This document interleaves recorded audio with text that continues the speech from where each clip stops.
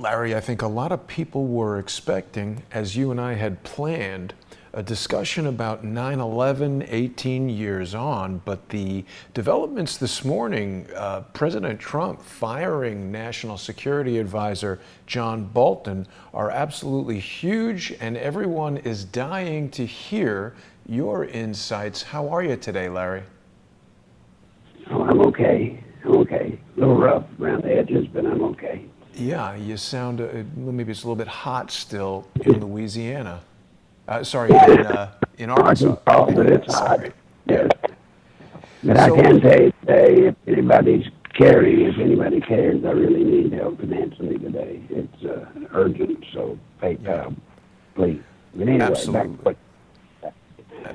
Absolutely. Thank you for reminding me of that, Larry. It's very important that viewers of Crowdsource the Truth support the guests that I bring each week and every day. Larry is no exception. People can go over to nicholslive.com, and you're going to want to click on that donate tab. Gives you all the information that you need to financially sponsor Larry. You can use his PayPal address of nicholslive@aol.com. You can stick some greenbacks in an envelope and mail them to Larry in Conway, Arkansas. It's really important if you're watching the show each week. I'm going to be speaking later today to Google whistleblower Zach Voorhees, Larry, and Zach has revealed how Google and YouTube are suppressing exactly the type of information that you've been bringing forward on this show, information that people want to hear but they can't get from the mainstream news. So the only way for us to sustain these types of broadcasts is for people to financially sponsor you and for people to get onto crowdsourcethetruth.com and visit the various sponsorship methods that we have with Patreon and PayPal. But let's get down to the information that you want to share with us today, Larry. What do we know about this expulsion of John Bolton? What are the ramifications and why now? Well, the ramifications are significant, and let me, before we go to that, I just want to quickly say, folks, ordinarily, when I come on here, I want y'all to dedicate whatever resources you have to Crowdsource the Truth. Please, it must be supported, and we need it. Today is just unique in that I need immediate help if you can. So, there, that's it. The ramifications of this are critical. Before we get to the causes, let's talk about the ramifications. Yeah. First off, the region.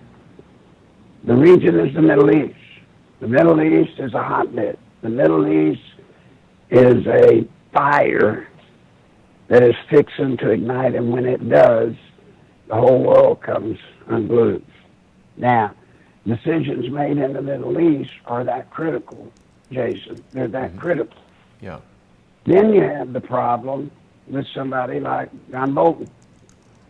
Bolton, as you know, all of you know probably, he is blood and guts. And I must say that most of the time I agree with that type of thinking.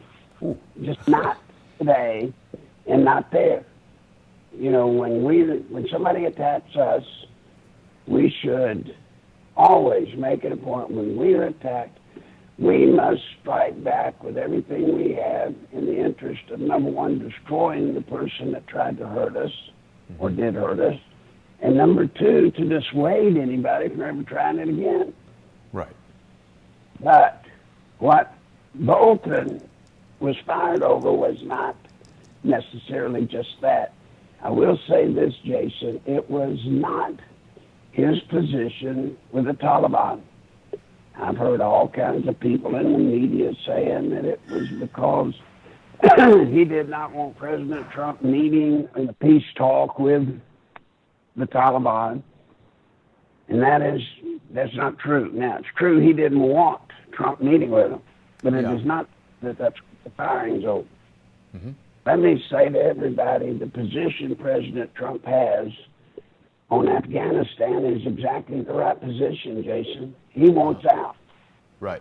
He wants out. Now, the problem, everybody said, well, he's trying to find an honorable way out. He's not trying to find an honorable way out. There is not an honorable way out. Afghanistan is today what Afghanistan was when we went in there. It hadn't changed a damn bit. And the only difference from the day we went into Afghanistan until the day we finally pull our troops out will just be how much treasure in the way of money and how many lives of our soldiers were lost. That's all it is.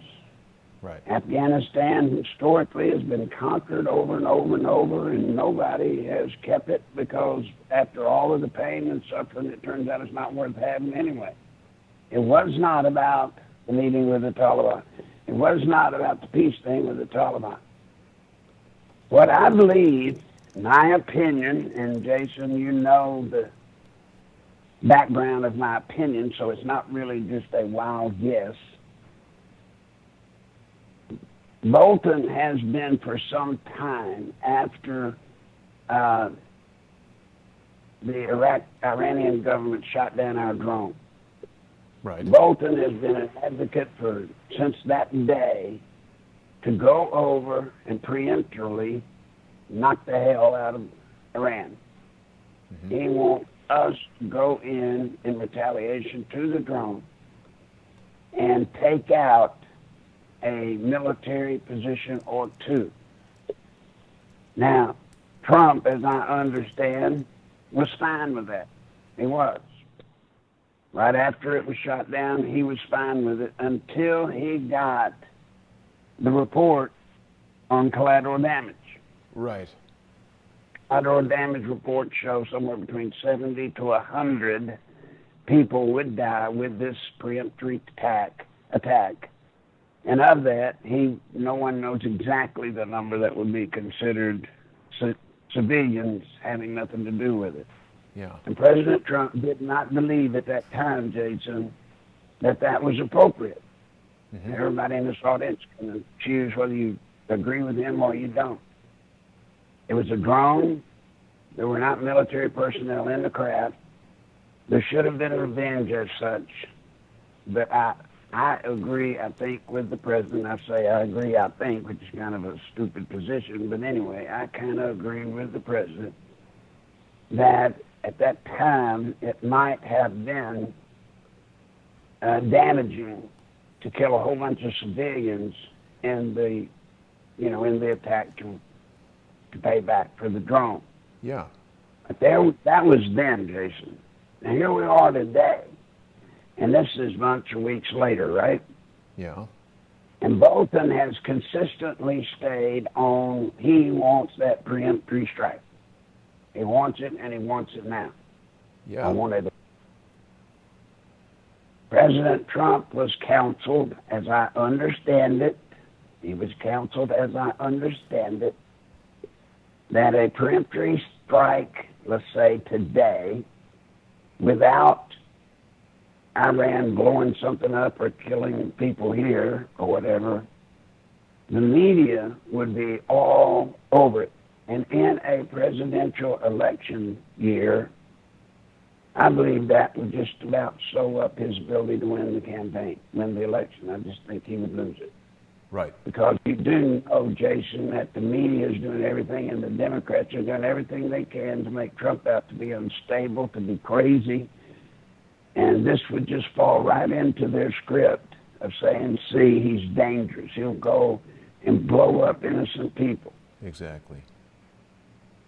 So he said no, and Bolton persisted. And then on top of that, when the Taliban did what they did of killing the American soldier along with 11 others, Trump canceled, of course, the meeting that they were scheduled to have Sunday for the peace negotiations. He canceled it, of course. Yeah. But that brought it back up to Bolton. It was just kind of like rubbing salt in a wound, I understand, Jason. And it was more than Bolton could probably take, and it just brought the boiling point to the point where Trump had to do something. Yeah. Yeah. And well, Larry, I'm in touch with lots of Crowdsource the Truth viewers that send emails and leave comments on all of our videos and stuff, and I think most people who are watching Crowdsource the Truth think that John Bolton is a scumbag, a criminal, and a guy who should have never been there.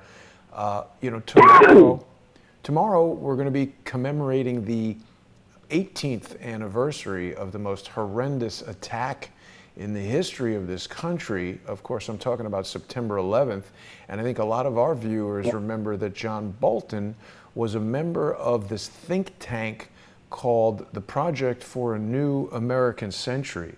Now, the website for PNAC has been scrubbed, but we can still take a look at it on the Internet Archive.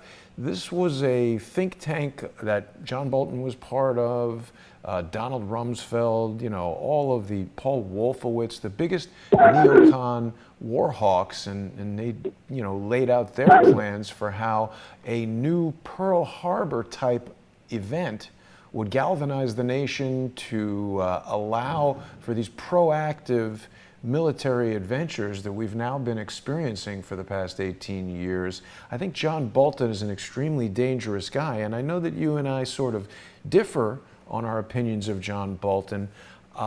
We've had a number of guests on Crowdsource the Truth who've given us some firsthand experiences, some firsthand input on their impressions of John Bolton. People might remember in 2018 when I went to New Zealand, I met with a guy named Bob Rigg, who was a member of the Organization for the Prevention of Chemical Weapons, I think it's called. And Bob told us a story about how John Bolton came to meet with that organization just the day before they were about to release a report that said that Iraq had no weapons of mass destruction. And Bob gives a firsthand account how John Bolton personally threatened the Brazilian diplomat who was the head of that organization and saw to it that the report was never released. And of course, we know what happened after that. The United States invaded Iraq and we remained there. We also had firsthand testimony from Brian Vukadinovich, who used to do the counter lawfare report with me. Brian had been maliciously prosecuted 10 separate times. He successfully defended himself in each of those cases. But John Bolton was in the Justice Department at the time, and Brian wrote a letter to John Bolton asking for his assistance with all this wrongful prosecution. And Bolton wrote back saying there's no problem at all. Yeah. So he seems to be a little bit of a sort of a hair-trigger neocon who has no sense of justice, seems to be an absolute psychopath, and for my money, I couldn't be happier than to have him out of the Trump cabinet. And, I'll tell you, Larry, when we look at some of the things that have been happening in the Michael Flynn case, particularly with his new attorney, Sidney Powell, I am really interested to see what's going to happen. Do you think there's any possibility that Michael Flynn could be reinstated as National Security Advisor if he is absolved of these accusations? Well, if he's absolved, but I don't know that it would happen, and I don't know that he would take it. That brings up, well, first off, let me go back to your image of Bolton. Yes. Have you ever met him? Have you ever met him? Have not. Okay, the people that you just told about, it sounds like they had professional dealings with him, right? I don't think there was any personal relationships, correct? Correct. Okay, I have. Okay. We visited and talked. Now, he is overzealous, probably to the extreme. Violence against enemies of this country. I'm not going to say he's not. Then again, I don't say that I'm far behind him, but I am behind him. I'm not that far yet. Right. Let's leave. I think we should leave Bolton to history. He's gone now. Yeah.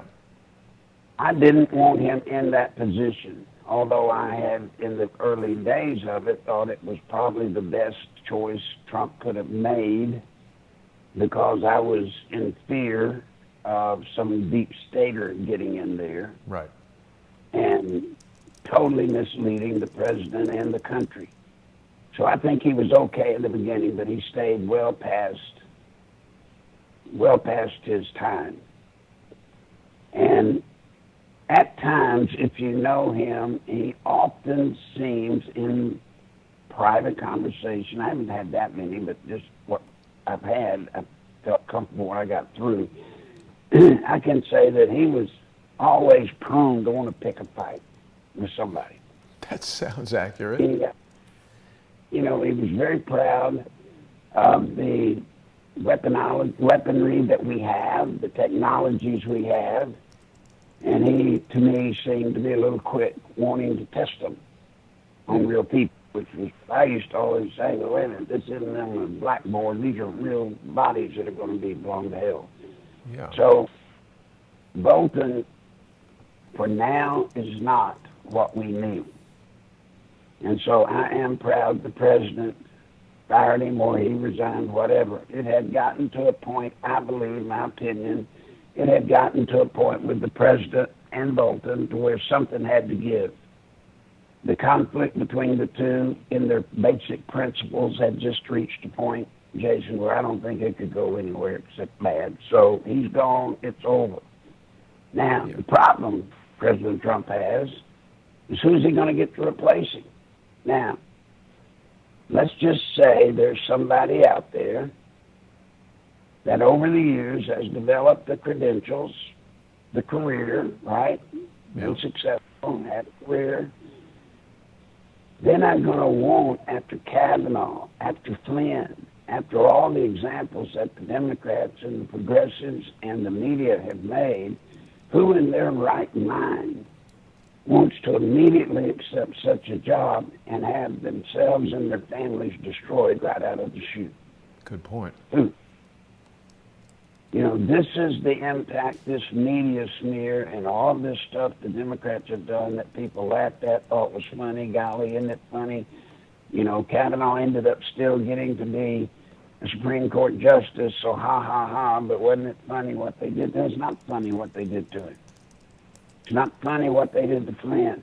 It's not funny at all. And now we're reaping the benefit of what all of this stuff has done. It's going to be progressively harder and harder, Jason, for President Trump to pick someone to replace him. Then you've got the protocol. The protocol. Protocol is for presidential appointments like this, or cabinet-level positions, of course, they usually form a committee, which Trump has done. The committee is made up, Jason, of people in that area. So you can imagine on the committee there'll be somebody from the Joint Chiefs, there'll be somebody from the State Department. Right. You'll have different people who understand the job. They will go through the long list of names that are submitted, and then next they will present to the president the short list. The short list will consist of 3 to 4, maybe 5 people that they've scrutinized everybody, and it's down to these 5. Mm-hmm. As you know, Jason, the president hadn't had much luck with his committees and appointing people for him. Yeah. It ain't worked very well for him so far. Correct. So I would be concerned about that. And then you've got a problem with finding people to be on the committee that can give him good counsel. Then you've got the problem of who in the hell is going to take the job. Yeah. So we are in a very serious situation at a very critical time for this nation, and at a very pivotal time for the president, because he's about to enter one of the bloodiest campaigns for the presidency that we've ever had. Yeah. And they're going to nip at his heels every step of the way. Mm-hmm. I would say, Larry, it seems on the surface that this removal of John Bolton helps the base, the Trump base, people who voted for Donald Trump like myself, because he was talking about ending foreign wars, ending the Afghanistan, ongoing disaster. And the removal of John Bolton, I have to say, seems like a good thing in that regard. Well, it seems like he is. who would Seems you like like? it is. Who would you like to see in the position? Setting aside all the valid things you've just said about how difficult it will be to get someone in the position, who would be your ideal choice to replace Bolton? Well, that's where I have trouble. Jason, I can't tell you anybody I can think of. Wow. I can't.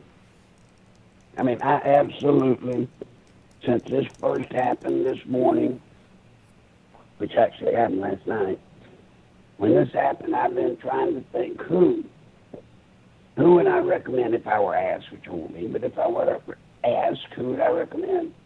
And I truly can't find anybody. I can't.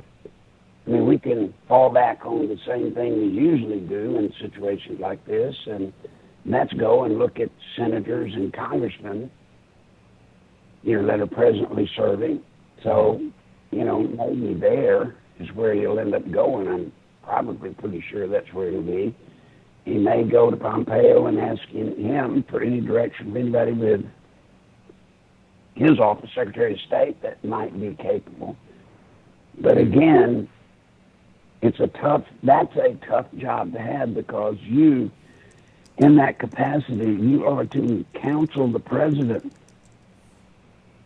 And basically it's counsel him on military options.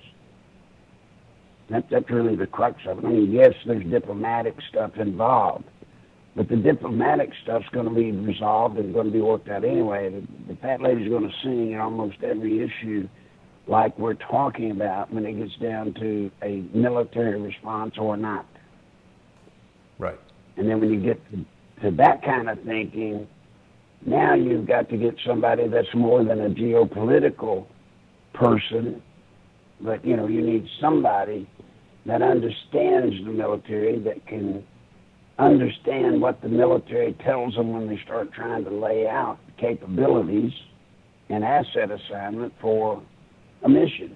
I mean, it's a pretty complicated seat.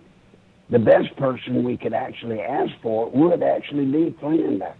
Right. And you know what, Larry? A lot of people in the comments are recommending General Flynn. Obviously, we would have to wait until Sidney Powell completes her defense and hopefully gets the whole thing thrown out. She's going to be on Sean Hannity, I think, tonight or tomorrow, and we have a general sense that Sidney Powell's approach to the case is going to be to challenge the prosecutorial misconduct, basically to outline how they have withheld Brady information, exculpatory evidence that the prosecution allegedly has that would totally exonerate Flynn and cause this whole thing to go away. I would love to see Michael Flynn in that position. We've got some other people giving us suggestions ranging from Frank Zappa to Bill Binney. I'm not sure that either of those guys are the ideal choice. We've got someone calling for Nikki Haley.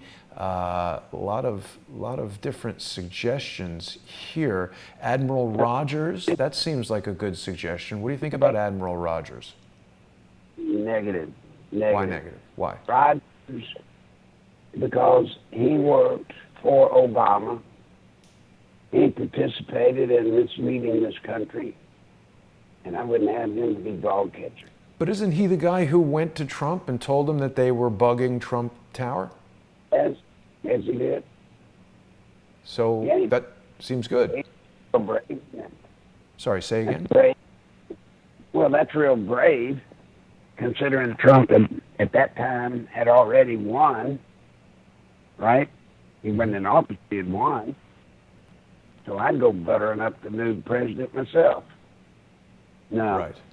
I wouldn't have him be dog catcher. Nikki Haley would be good, and the problem there would be she would be good on one front, the international relations, et cetera, et cetera, et cetera. But I don't think she would have the capacity, possibly, I'm not saying she's not smart, but when I talk about understanding the weaponology, the capability of your assets militarily, that kind of takes some years of understanding military. Right. Very hard for a civilian that's never touched that stuff to be able to walk in and be able to say, okay, I understand what an ABCXTZ missile does. Right. Now, somebody that you might look at would Yeah. be Tommy Franks. Tommy Franks retired. Say again? Tommy Franks, General Tommy Franks. He led the invasion into Iraq. I know him personally. He's a great man. He's a brilliant man. Problem with him is going to be he's short on politics. He don't do politics well. Got it. Oh, yes, I'm familiar. We've seen him on C-SPAN and stuff. Yeah, but he's very, very familiar, and people know his name around the world. Right. So he would certainly provide the bravado that you need for a person in that position. Anyway, you and I could talk until ad nauseam about who might get it. I hate to be President Trump. I hate to be him. Because it may be that his best choices, the people that would be most perfect for the position, probably will not even want to be thrown into the fray. Right. We've got a lot of people saying that Nikki Haley is, part of this, warmongering, war-hawking kind of crew, and that she's a deep state tool. I think I kind of tend to agree with that. Other people are saying Tulsi Gabbard, then people object to Tulsi Gabbard because she's involved in the Council on Foreign Relations. What do you think about Senator Dick Black? I don't know him. He's a state senator from Virginia. I was speaking with Jimmy and Joanne Moriarty earlier today when this news broke. They are not fans of Bolton, and Senator Black has, first of all, he's a Vietnam War veteran. I believe he is the recipient of a Purple Heart.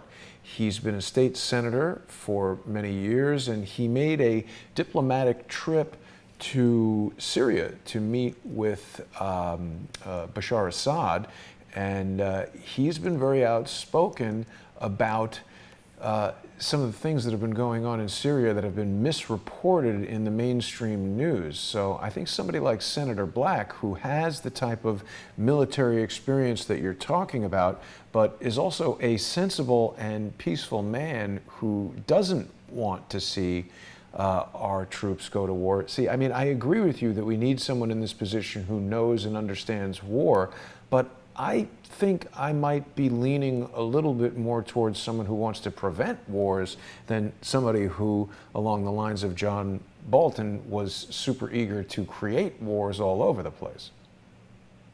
Well, this is a point where you and I would agree to disagree, I believe. That's fine. And it's not because of Bolton or that position's relationship with like China, Russia, North Korea, the biggies, right? It's not about that. Mm-hmm. It's about the Taliban. It's about the Afghanistan. It's about the Kashmir region between Turkey and India. And, it's about all these small places where there will be proxy wars most likely fought in the future, all right? Mm-hmm.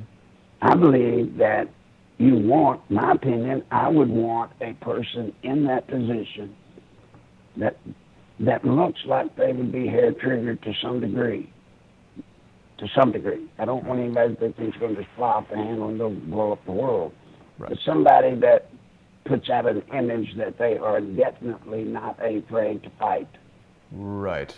That will back off many of these proxy wars that I tell you are coming. Mm. We are fixing to be many proxy wars thanks to our economic war with China, thanks to our socio-political war with Russia and Putin. These guys are going to start picking up these surrogate countries, making deals, and trying to get them to start a kickback with somebody that makes us get drawn in. Right. They know that works. They know when we make a promise to a country to help, always be there to defend it. When somebody picks on it, we go in and help them. And that keeps a constant drain on our money. That keeps a tremendous pressure on the American people because of soldiers that have to die in wars, even proxy wars. So they know they can disrupt a president's foreign agenda using proxy wars, and they're going to do it. And so the best way to stop that is to stop it before it gets started, and that's my reasoning by having a very tough out front figure that for all practical purposes, the rest of the world sees as a man that sure as heck ain't afraid to get out there and fight. Yeah. And you had originally brought it to my attention, Larry, and I really appreciated this, and it was something I hadn't thought of, that when Bolton first came in, I believe it was you who told me this, you thought he was a good choice because he was like having a pit bull on a leash, and that he represented the threat that you're describing to American adversaries, that they would be fearful of this guy, that he's on a hair trigger and they'd better watch themselves or they could get themselves blown up. And I agree and that that would work. That would work, except for now. Right. You can't do that. You can't have that now because, as you know, with this election coming up, the Democrats and the media are planning full throttle to make Trump out to be crazy, to make him look like he's unstable, Right. and that he's coming unglued. And so you can't have technically a Bolton with Trump right now. You can't, because Bolton really wants us to be aggressive. Right. Trump wants us to look bad, tough, but hold our guns. Now, I don't think Trump's hesitant at all about using them if necessary, but he does want to hold them. He is not a warmonger. Right. He's a practical guy from the standpoint of business, and I think he recognizes that Right. killing a bunch of people is not necessarily the best way to enhance the economy. You know, Larry, we've got Paulie Baba is watching us on D Live. Welcome to our viewers on D Live. He's asking what you think about Douglas McGregor. I'm not that familiar with Mr. McGregor. Wikipedia tells me he's a retired colonel, an author, and a consultant. What do you know about Douglas McGregor? I know nothing about him, and I would say to everybody listening, you better be careful. All of you better be careful. And anybody that's listening now that's been in the military knows what I'm about to tell you. When you start looking at the General Corps, the Officer Corps, upper level Officer Corps, civilians think, well, golly, he's a general, so he knows war. That's not true.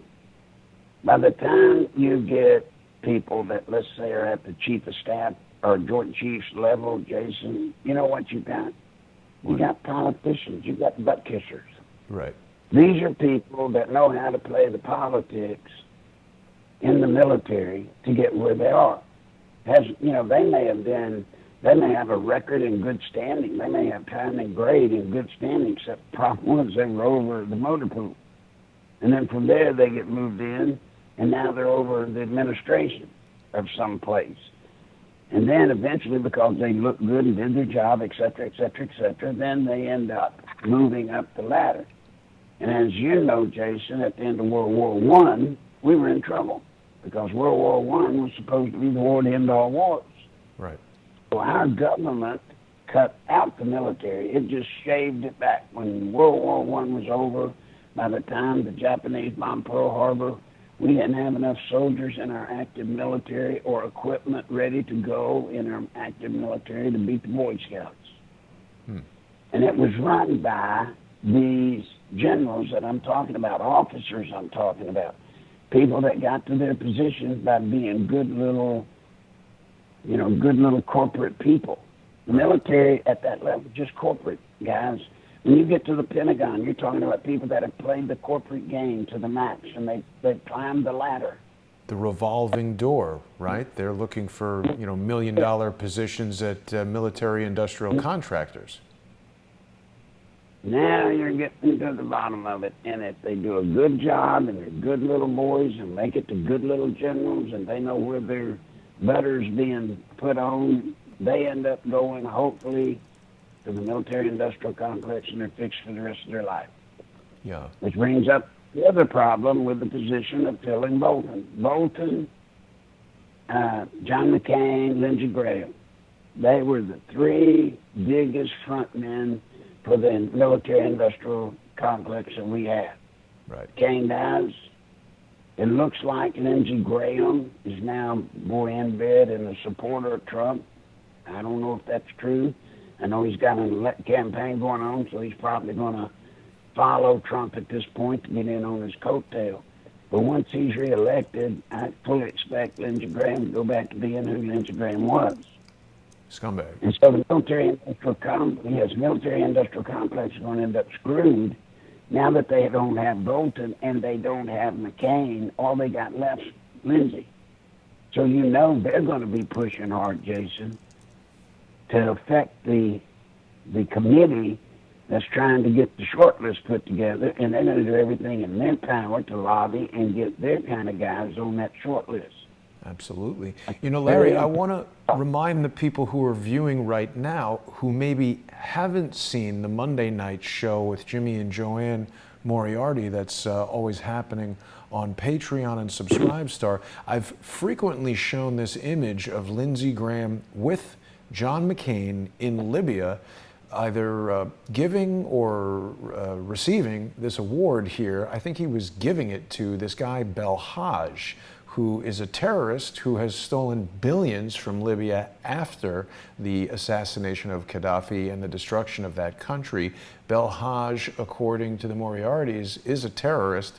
He now owns an airline called Libya Wings or Libyan Wings, something like that. So, you know, Lindsey Graham is right here in bed with these terrorists prior to the destruction of Libya, and I agree with you, he is not a good guy.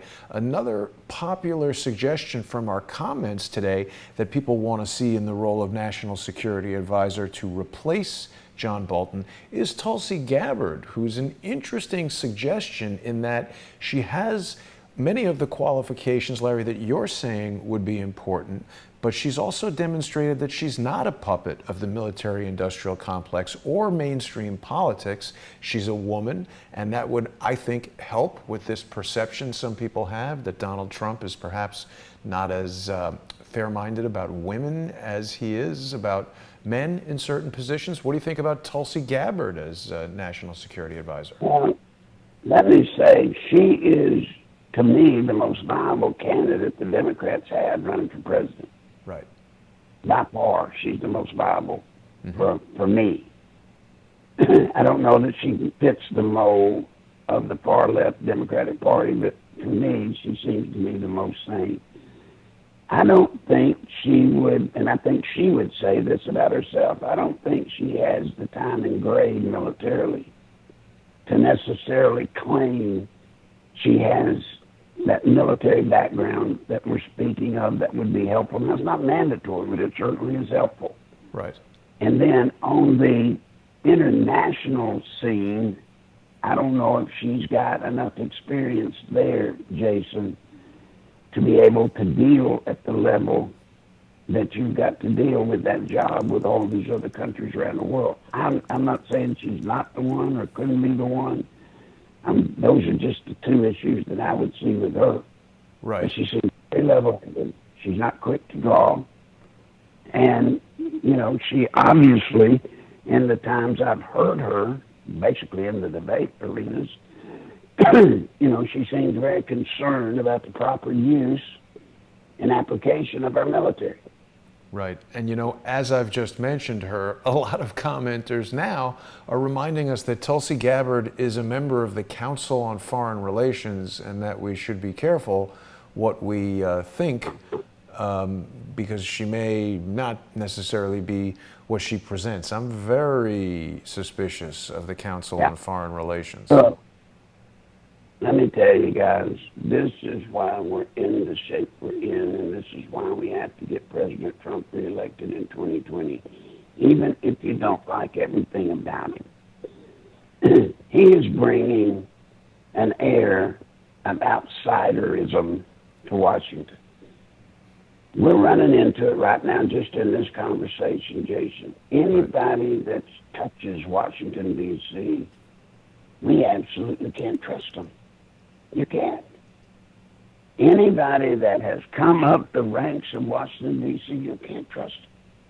That's what's wrong with our government. It's not, you know, the Democrats are claiming they need to transform our form of government because it don't work no more. Well, it don't work no more not because of our representative constitutional form of government. It don't work no more because of the people that are in it.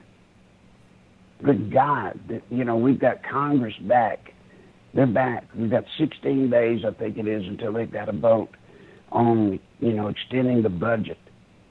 And you know what they're doing? They're not dealing with any issues that have to do with the betterment of this country or protecting this country. They're dealing in this BS political junk, just like they always do.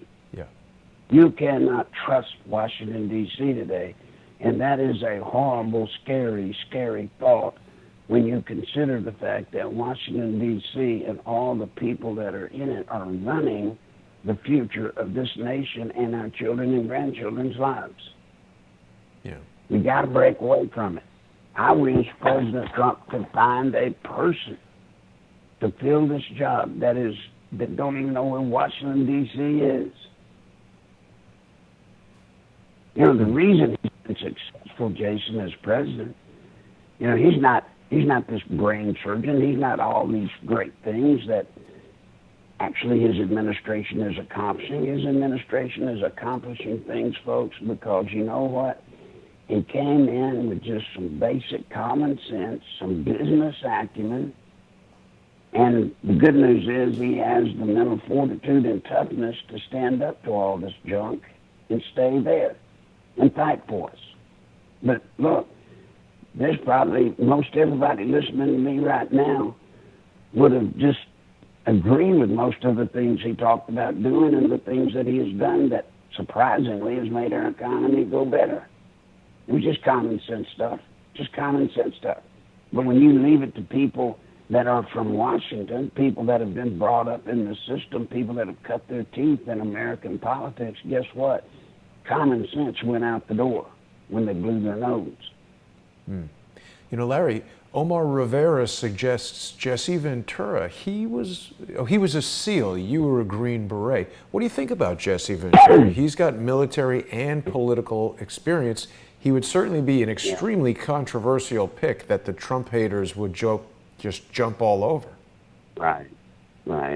Here, once again, I don't know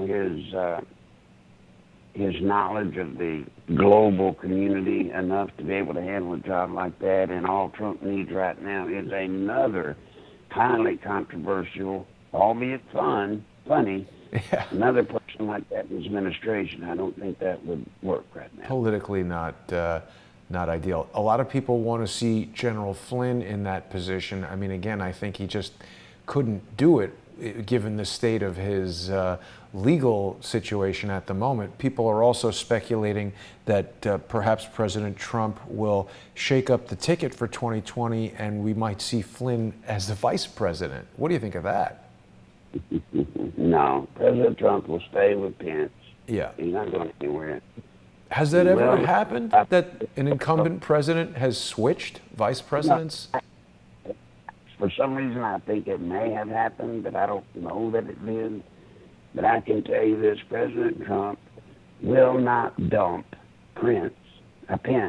Yeah. The reason he has Mike Pence, I don't believe he picked him in the first place. I believe that was the RNC helping Trump because of his quote-unquote character exploits.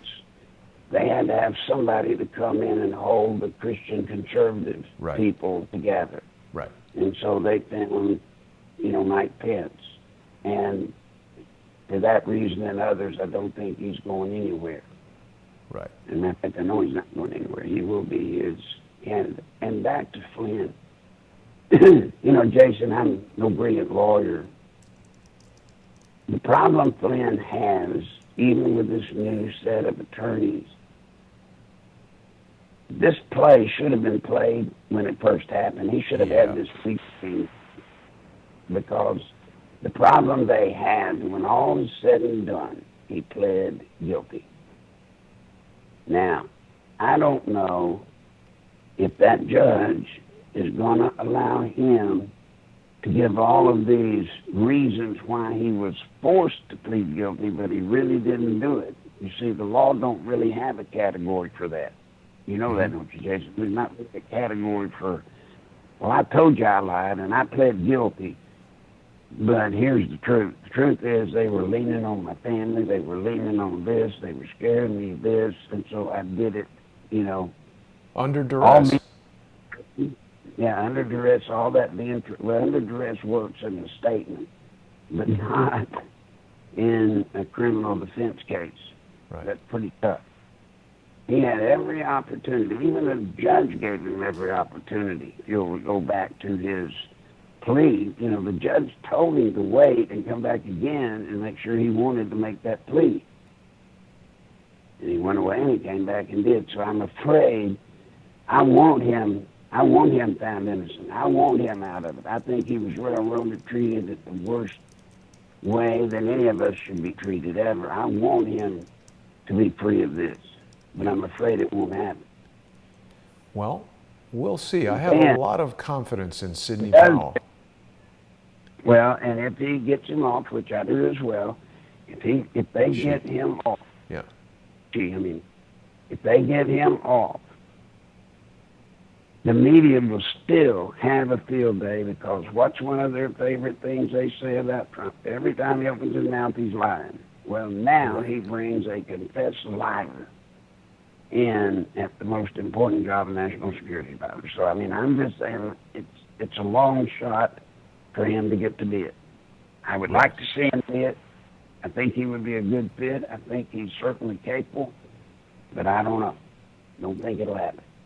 January's Sun is informing us that FDR dumped Henry Wallace for Harry Truman, so that's pretty interesting. A lot of people are also saying they want to see Mike Pompeo. I'm not so sure I'm a Mike Pompeo fan. He came out a long time ago and said that WikiLeaks was a hostile foreign intelligence service. I'm not so sure about that. I don't know about Mike Pompeo. Where you stand with Mike Pompeo, Larry? Well, I tell you today, you're making me look like an older, because I can't give you positive answers to hardly any of this. No, it's all your opinion, however you feel. I know, but pick something I feel good about. I don't trust him. I don't trust Pompeo. I'm with you on that. I don't trust him either. Now, I can't tell y'all anything that he's done specifically. I can't point to the specific things, and that's why I don't like him or I don't trust him. It's just there's something about his demeanor. There's something about the way where he came from. Remember, he comes from Congress. He's a lawyer. That's a big no-no to me. Just the list goes on. I don't trust him. I do not trust him. Right. And then Fred Edwards is telling us that Tulsi Gabbard has left the Council on Foreign Relations. I think we're going to have to get some more evidence regarding any Tulsi Gabbard CFR connections. I don't really have any firsthand knowledge of that, but it is not that. It would not surprise me when she decided to run for president that she would get out of an organization like that. Just cut that the would ties. make that move. Yeah. Right. So what they get out of, get back in. Yeah. How long do you think it usually takes to get somebody to fill in the position? They usually announce at least an interim person almost immediately, right? Well, see, now I've been trying to think. Bolton never got confirmed, did he? He was interim, wasn't he? Wow, I don't know. I don't think he ever was confirmed. I think he has been interim all this time. Maybe I'm wrong, but I think he was. Trump should appoint somebody next week. He needs to. We need that slot filled, and he knows it. Right. But once again, haste makes waste, and so he's got to find somebody that will take it, that's qualified. Then if he finds somebody that will take it, you got to find somebody that will take it, that is trustworthy and would be good at the job. Yeah. Yeah. People are telling us that Mike Pompeo is not a lawyer. He graduated from West Point and served in the U.S. Army as an armor officer. No, he did. He received a Juris Doctor from Harvard Law School, where he served as 78 editors of the Harvard Journal of Law. That kind of makes me not trust him. That seems like the same place Obama came from. You were right. Right. Why don't you ask me something I can give an affirmative answer to? Ask me if I believe in Santa Claus. Larry, when we did that special broadcast from Rockefeller Center over Christmas, people got upset that I pictured you with a Santa Claus hat on. So it actually was a relevant question. Do you believe in Santa Claus? You bet I do. You bet I do. Santa Claus Claus has always been there for me. He's always been there with those reindeers tromping on my house. I'm telling you, I'm a Santa Claus guy all the way. Good. And so you didn't mind being pictured in a Santa Claus hat for Christmas? No, I did not. Very good. Now, I do want to say before we must go, because we've got less than 10 minutes, today is the day before the anniversary of 9/11. Yes. Originally, you had asked me if we wanted to talk about that, and I basically just said, okay, whatever. Mm-hmm. I want to give y'all my opinion. This is just my opinion, all right? I don't believe we know the truth about 9/11. I don't. I don't think we've been told the whole truth about it for a couple of reasons. Number one, the planes crashing into those buildings, and then the way the buildings collapsed, to me, as a demolitions expert in the military, I'm telling you, that don't make sense to me. Those buildings, if you think back to them, Jason, fell just like contract buildings that are blown up in the middle of the town. You know how they do the high, tall buildings? They blow them up and they make them fall right in on themselves, correct? Controlled demolition. Yes. Now, both of those buildings, let's just be honest, for one of them to come straight down, just like a demolitions expert had planned and put them wherever, the chances of that happening with an aircraft hitting the building, dropping 2,500 degree or whatever temperature, like air fuel up in the, what was it, 80th floor or whatever, Mm-hmm. for it to fall that way based off of heat is probably 1 in a million that it would fall that way. Right. It would either fall forward, backwards, left, or right, but Right. it wouldn't go straight down on itself. Now then, for the second building to do the identical same thing, fall right down on itself practically. If the other one was a million to one, what does that put the second building doing it to? Yeah. How does that happen? Now, what does that tell somebody like me? Well, if you know terrorists and you know how Al-Qaeda and all these guys work, they do a 1 and a 2 punch, right? How many times have you seen it? They blow something up, and then when all the ambulances come and everybody's there trying to save the people that were in the first blow up, Right. then blow up if it's going. All right.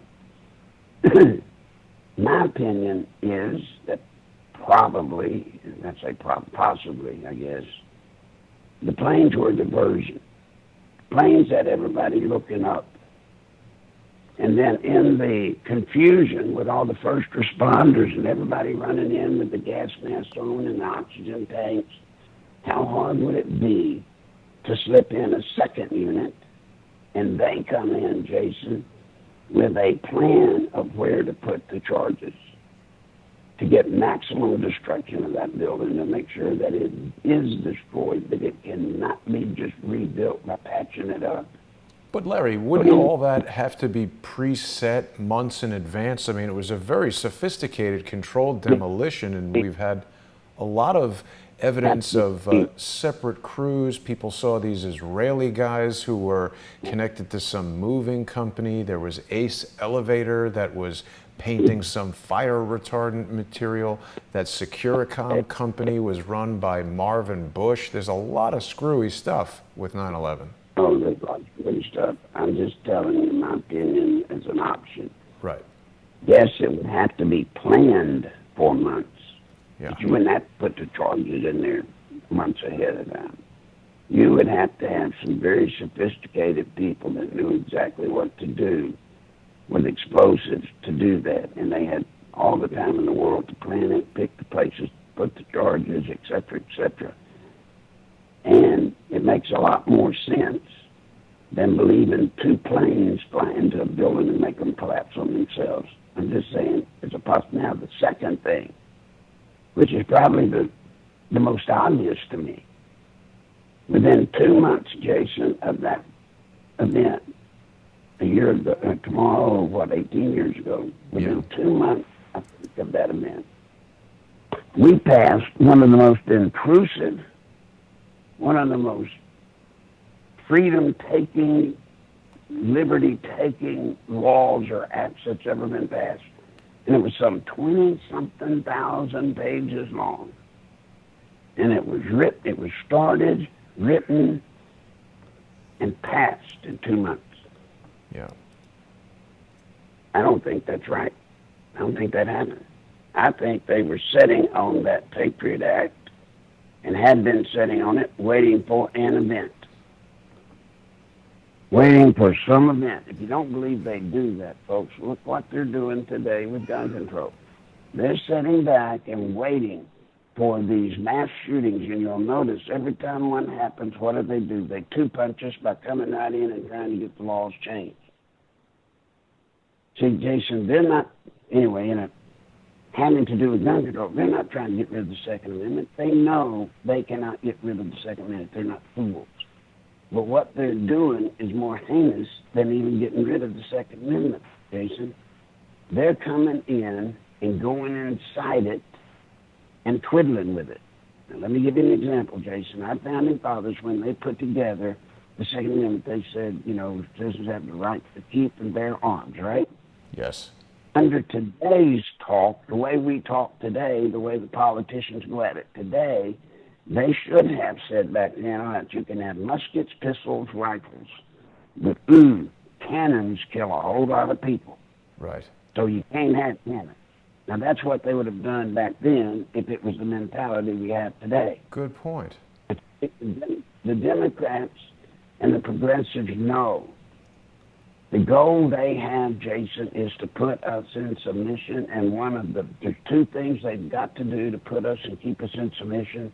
Number one is nationalize the banks. Right after they win in 2020, they'll nationalize the banks for some purpose. Remember, just like they did with 9/11, just like they do with gun control, they will figure some emergency that will happen, and it will make everybody in America panic over their money like 2008, and then the government will resolve the best way to protect all of your money is for us to go ahead and nationalize the bank since we can't trust these mean old big bankers. So that's what they will do. So money, nationalize the bank, take your money away from you, and then the second thing that they must do is put us in submission with our weapons. They know that there is a possibility, Jason, that if they win in 2020 and they do this transformation process, which they will do fast, they have to, that Americans might rear up.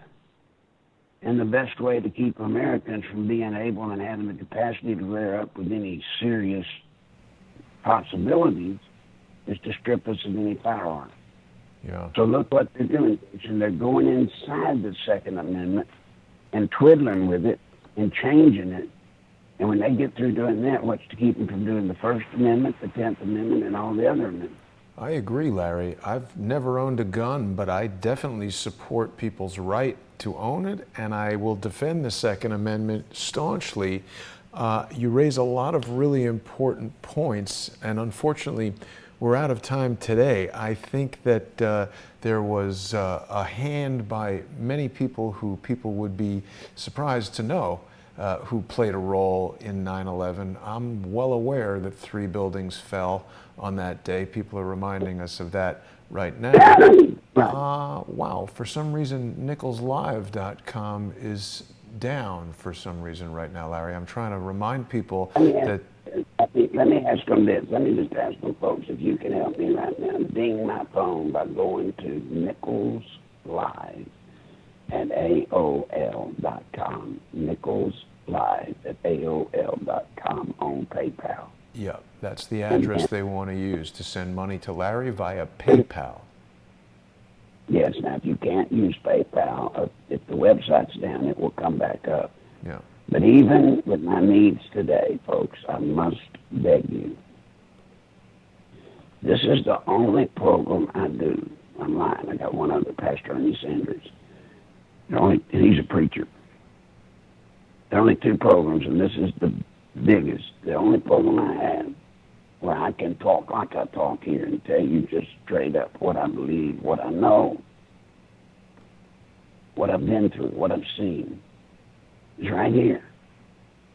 And the only way I feel comfortable in saying through it all, Jason's going to be able to keep this platform for me, probably the least important of all of his guests, but the only way we're going to be able to keep the platform available is by your support. So if you can only support one, I insist that it be Crowdsource the Truth. If you can do that and help me a little in addition, please do, because I have serious bills I've got to pay today and I need your help. But please understand, my heart is with Crowdsource the Truth and Jason and what he's doing. I really appreciate that. Without listener sponsorship, folks, freedom's gone.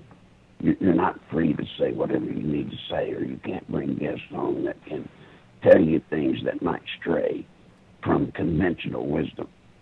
So, thank you, Jason, for letting me ask and beg for money.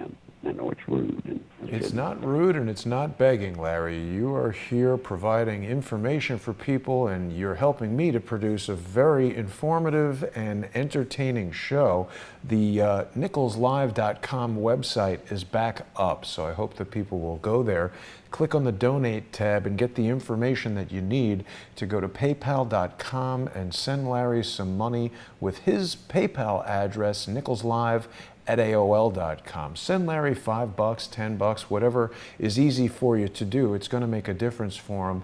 And if PayPal isn't your thing, you can just put some money in an envelope and mail it to Larry in Conway, Arkansas. Larry, thanks again for joining us today. I think a lot of people really appreciate what you're saying and are pleased to hear the information. I've got a lot of important shows coming up today. At 10 p.m., we're going to have an exclusive conversation with Richard Gage, the founder of Architects and Engineers for 9/11 Truth, so don't miss that. And of course, at 8 p.m., we've got more Pain on Patreon and Subscribestar with Mike Moore of True Pundit. Tune in for that. Thanks for watching, everybody. Thanks, Larry. I'll see you soon. Sounds great. Take care, everyone.